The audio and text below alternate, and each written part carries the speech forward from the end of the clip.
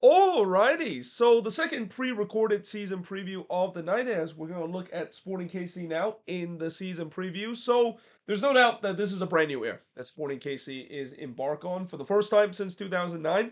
Peter Remise is not the head coach that will be leading this team to begin the season. Instead, it's going to be Rafael Winky, and it's not just also the head coach that is kind of what really embarked this new era for Sporting KC. They now have a different sporting director for the first time heading into this off season in a while now, with David Lee coming from NYCFC. And then on top of that, they even have new ownership as well. It was just recently that they were bought by an Egyptian owner for about $700 million.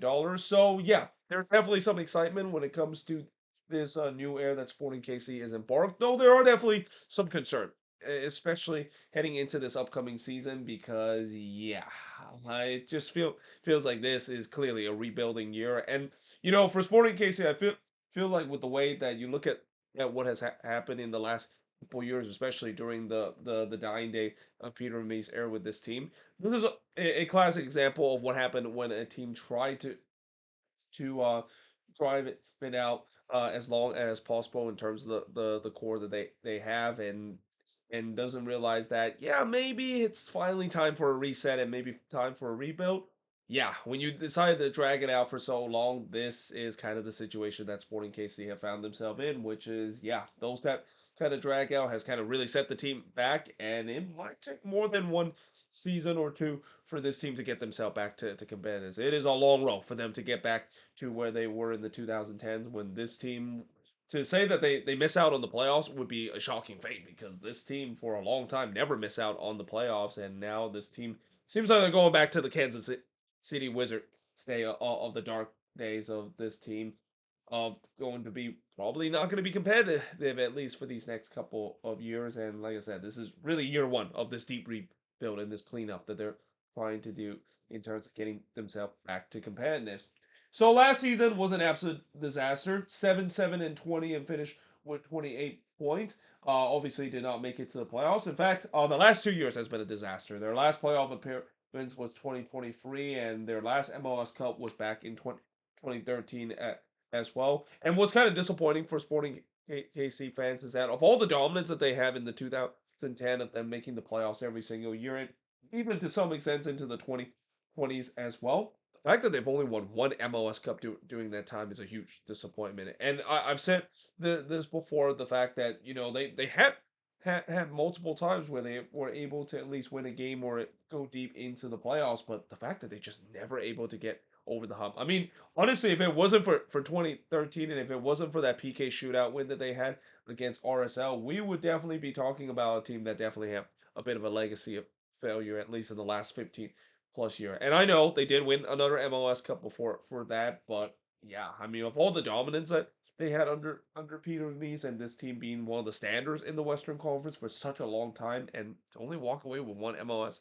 Cup. And I know some Sporting KC fans will also say, well, what about the U.S. Open Cup? Yes, I know they won multiple U.S. Open Cup, and that's obviously good. But at the end of the day, if you ask any MLS fans which one they rather win, MLS Cup or the U.S. Open Cup, I'm pretty sure MLS Cup will always be the one that will be a great measuring stick compared to the U.S. Open Cup. And this is not to disrespect the U.S. Open Cup, but let's be honest, MLS Cup, being the champion of the league, is always going to be more important than just a domestic cup competition like the U.S. Open Cup. So looking at the last five seasons for Sporting KC, so like I said, last season it was a disaster. 7-7-20, finished with 28 points and not make it to the playoffs. 2024 was also a disaster. 8-7-19 and finished with 31 points and did not make it to the playoffs. 2023 a little bit better. 12-8-14 and finished with 44 points, but they lost to the Houston Dynamo in the second round. What's also kind of interesting is that technically these last 3 years, one of the thing that has been a theme for Sporting KC, getting off to slow starts. All three of their last season has always been off to a slow start, and that 2023 season, I mean, yes, they eventually did make it to the playoffs, but it doesn't mirror the fact that they started the season with 10 games without a win to beginning. It was almost a miracle, the fact that they were able to make it to the playoffs. Like, not a lot of teams is able to go almost a third of the season without a win and still able to make it to the playoffs. Speaking of did not make it to the playoffs, that was the same case in 2022. 11, 7, and 16 and finished with 40 points. And then in 2021, this was really the last good season that Sporting KC has had. 11, 7, and 10 and finished with 58 points. They lost to RSL in the second round. And that I think that playoff run that Sporting KC had pretty much just sums up Sporting KC in terms so the almost a decade of dominance in terms of them being in the playoffs, where it just feels like you know that this team should be much better in terms of performing in the playoffs, and they were heavy favorites against RSL as well, and they lost that game. Just a huge disappointment, huge missed opportunity, especially with the way that you look at the West that year. There was a case where Sporting KC could actually make a run because some of the more bigger team and some of their rivals that they might have to beat out to reach that MLS Cup suffer early exit as well. So yeah, that was really the last great Sporting KC team, and yeah, it will be, like I say, it will be probably a while before we actually see those kind of team again. Now, looking at some of the signings that they made, so one of the things that Sporting KC fans is very frustrated this offseason is the lack of signing, and especially it just feels like maybe the office is not really doing anything in terms of trying to maybe booster this rebuild. But they have definitely made a couple more signing, at least maybe be a little bit active, and especially trying to help out the back line because I think Sporting KC fans were absolutely driving nuts at the front office. The fact that they're not making any changes in terms of the defense, despite the fact that that should have been the case last season as well and the previous year as well. But they did get a new goalkeeper in Stefan Cleveland. Well, I say a new goalkeeper, but they brought in a goalkeeper that could be in competition with Postcam for that number 1 spot. They also brought Calvin Harris from the Colorado Rapids. This was probably the good move I like the Sporting KC has had because Calvin Harris did really good with the Rapids and now going to Sporting KC. I kind of feel bad for him now that he's gone to even a worse team, but I think he's going to definitely show his talent that he had with the Rapids, with the Sporting KC side, especially as grim as this team could be heading into this season. At least the attack could still be very fun. They actually have a pretty interesting attack with Joveljic, Sulanov, Sharowy, and now potentially Calvin Harrison. That's actually a pretty good front four in the front four that I wouldn't be surprised could actually score a bunch of goals for this team. But besides that, recently they signed Jaden Reed, Wyatt Meyer, and Justin Reno. So these are pretty much your defensive reinforcement, and we'll definitely get to talk about in just a bit whether or not that might be enough to booster their back line.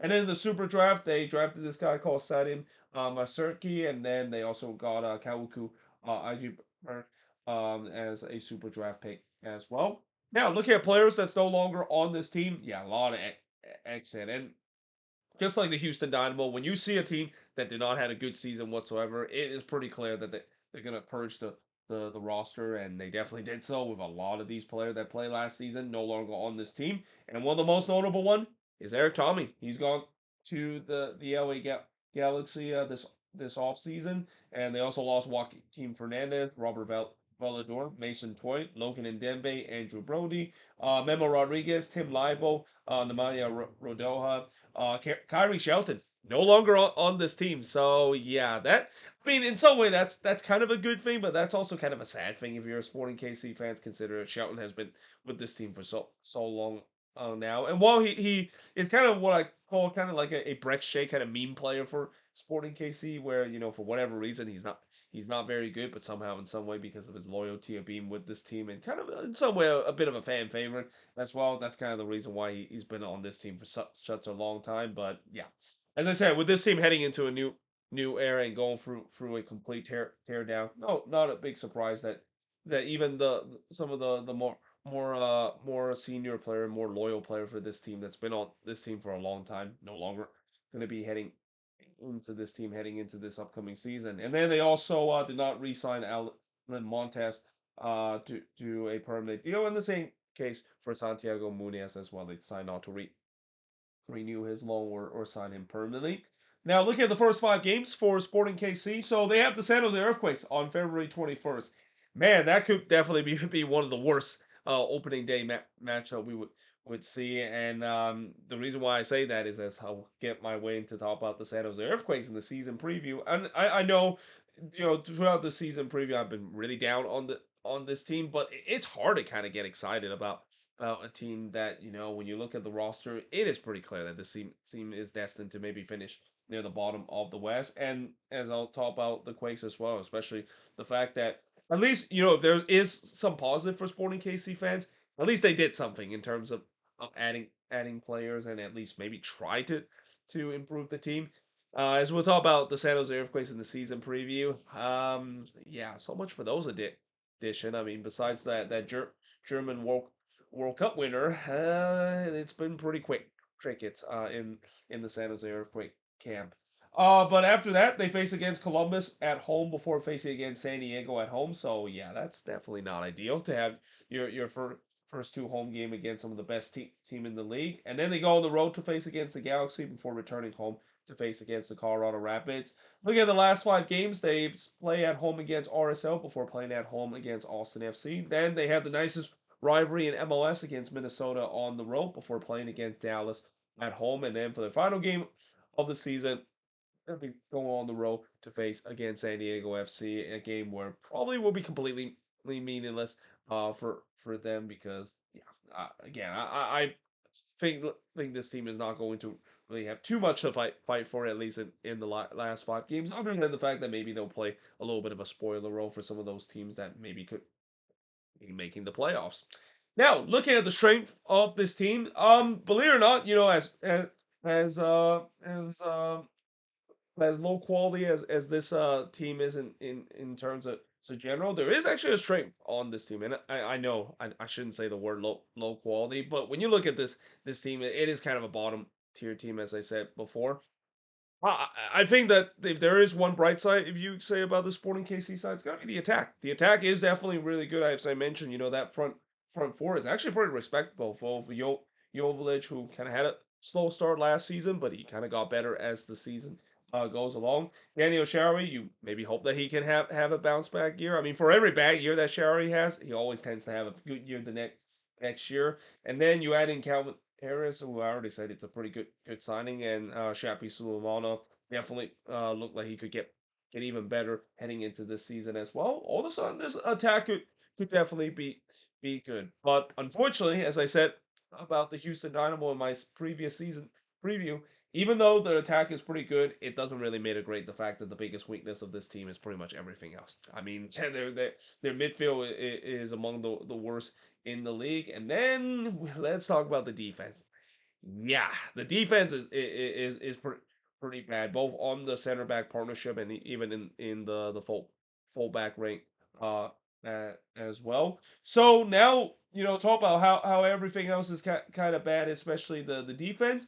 Well, now the big question is that did they really upgrade their back line even with their recent addition? And honestly, um, if I did this season preview a couple of days ago, I probably would have even asked like, would they even bother upgrading the back line, even though that was probably the biggest need that they need since 2023. Like I've been saying for a while, and I'm pretty sure Sporting KC fans have been saying for a while that this team needs to upgrade their back line, and the fact that it's been heard in deaf ear is kind of the reason why they've been bad the last two seasons. But at least they did try to upgrade their back line. But yeah, with the likes of Jaden Reed, Wyatt Meyer, and Justin Reynolds being there, I mean, do you kind of consider that as an upgrade? Considering none of those guys are anywhere close to being MLS caliber kind of player and more kind of utility and depth these kind of players. Yeah. Can you Sporting Director Dave Lee be a little bit more aggressive, especially signing a big U22 and or DP that really can boost this rebuild? And I know there's going to be some people who say, well, it's kind of hard for David Lee to attract some talent when this team is clearly on a deep rebuild and basically the future for this team is a bit grim. But still, I mean, you got to try to do so. And we even see even with some teams that are not good like Toronto that is, at least they try to be aggressive in terms of making those U22 and TP signings, because if you don't make those move and you don't use your premium roster spot, where if you look at the premium roster spot that Sporting KC had, they have plenty of wiggle room to do so. They don't even have a U22 player on their roster right now, or a U22 initiative player to be more specific. So now that David Lee has been there, and especially with the new ownership, as I say, with them trying to say all the right things about being more aggressive and willing to spend to invest the team. Well, as the old saying go, it's one thing to show or one thing to say the way that you want those promise, but it's all about showing the result. Because if you just say it and words doesn't translate to progression, yeah, it doesn't really do much in terms of the fan base really trusting the new ownership whatsoever.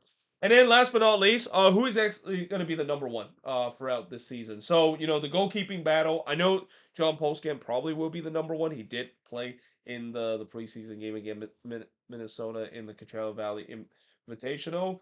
He was okay in that game. I'm not going to really judge him based on that game. In fact, I usually don't judge based on preseason game. Preseason games are kind of almost meaningless. Usually that's kind of the time when teams are caught in things out and trying to get back to match fitness. But with the way that John Postgame last year, who actually I don't think he had a bad season last year. I thought he had an okay season last year. Yes, he had some bad moments, but he also had some games where he was legitimately looked like a decent number one. Legitimately looked like the Tim Melia replacement that they been looking for. But now that Stephen Cleveland entered the conversation, I wouldn't be surprised we might see a battle for that number one spot. And I also wouldn't be surprised we might have a situation where it's a revolving door in terms of the goalkeeping spot as well. And if that is the case, yeah, that also doesn't really help the team as well, because more times than not, when we see teams have revolving door in terms of the number one spot and the goalkeeping spot, those teams usually don't do very well throughout the season and also concede a lot of goals